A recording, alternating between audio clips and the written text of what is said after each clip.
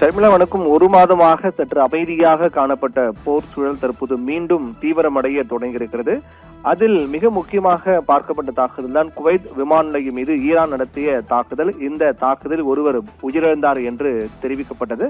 தற்போது உயிரிழந்த அந்த நபர் இந்தியர் என்று அதிகாரப்பூர்வமாக அறிவிக்கப்பட்டிருக்கிறது. இந்த சம்பவத்தினுடைய பின்னணியை பொறுத்தவரையில் மத்திய கிழக்கு பிராந்தியத்தில் ஏற்கனவே நிலவி வரக்கூடிய போர் சூழல் இப்போது உச்சத்தை எட்டியிருக்கிறது. இதன் ஒரு பகுதியாக தான் குவைத் சர்வதேச விமான நிலையத்தை இலக்காக கொண்டு ஈரான் நடத்திய அதிநவீன ட்ரோன் மற்றும் ஏவுகணை தாக்குதல் உலக நாடுகளை அதிர்ச்சியில் ஆழ்த்தியிருக்கிறது. மீண்டும் போர் தொடங்கியிருக்கிறதோ என்ற இந்த தாக்குதலில் விமான நிலையத்தினுடைய உட்கட்டமைப்புகள் கடுமையாக சேதம் அடைந்திருப்பது மட்டுமல்லாமல் பெரும் உயிர் சேதமும் ஏற்பட்டிருப்பதாக தகவல் எல்லாம் முதற்கட்டமாக வெளியானது.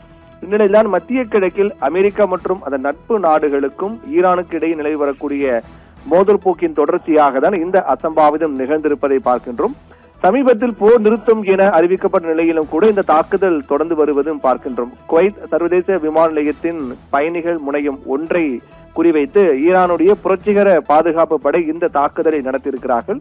ட்ரோன் மூலமாக தாக்கியிருக்கிறார்கள். விமான நிலைய வளாகத்திற்குள் புகுந்த வெடிகுண்டுகள் நிரப்பப்பட்ட ட்ரோன்கள் மற்றும் ஏவுகணைகள் அங்கிருந்த முக்கிய கட்டிடங்கள் மீது பயங்கரமாக மோதி வெடித்திருக்கிறது. இந்த தாக்குதலில் விமான நிலையத்தினுடைய மின்னணு கட்டுப்பாட்டு அறைகள், தகவல் தொடர்பு சாதனங்கள் மற்றும் பயணிகள் தங்கும் பகுதிகள் இது அனைத்துமே சேதமடைந்திருக்கிறது. கட்டிடத்தினுடைய பெரும்பகுதி இடிந்து விழுந்ததோடு மட்டுமில்லாமல் அந்த பகுதி முழுவதுமாக கரும்புகை சூழ்ந்த காட்சிகள்லாம் கூட வெளியானது. மிகப்பெரிய தாக்குதலாக தான் இது பார்க்கப்பட்டது. இந்த கொடூரமான வான்வழி தாக்குதலில் இந்த சமயத்தில் விமான நிலையத்தில் ஏராளமான உள்நாட்டு மற்றும் வெளிநாட்டு பயணிகள் தங்களுடைய பயணங்களுக்காக காத்திருந்தார்கள்.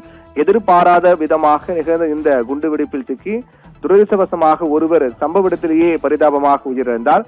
அதோடு மட்டுமில்லாமல் கட்டட இடிபாடுகளில் சிக்கியும் சிதறிய கண்ணாடிக்குள் அதனால் பாதிக்கப்பட்டும் பல பயணிகள் படுகாயமடைந்தார்கள். காயமடைந்தவர்கள் அனைவருமே உடனடியாக மீட்கப்பட்டு குவைத்தில் இருக்கக்கூடிய மருத்துவமனைக்கு அவசர சிகிச்சைக்காக அனுப்பி வைக்கப்பட்டது.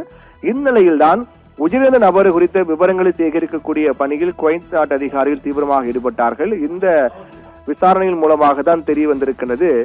உயிரிழந்தவர் இந்தியர் என்பது தற்போது அதிகாரப்பூர்வமாக தெரிய வந்திருக்கிறது.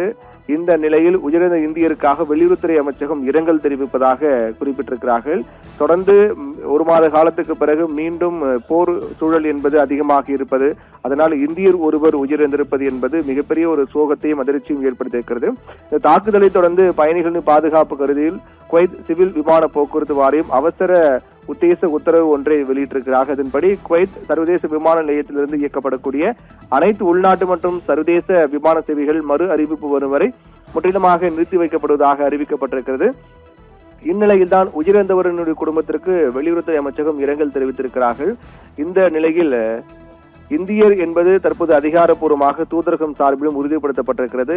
இதை அடுத்து மேற்கொண்டு இந்த குவைத் நாட்டில் இந்தியர்கள் பாதுகாப்பாக இருக்கும் பொருட்டு மத்திய அரசு மிக முக்கியமான சில வழிகாட்டு நெறிமுறைகளும் வெளியிடுவார்கள் என்றும் எதிர்பார்க்கப்படுகிறது. குவைத்தில் மீண்டும் தாக்குதல் நடத்தப்பட்டு அதன் மூலமாக இந்தியர் ஒருவர் பலியாக இருப்பது அதிர்ச்சி ஏற்படுத்தியிருக்கின்றது. ஷர்மிளா.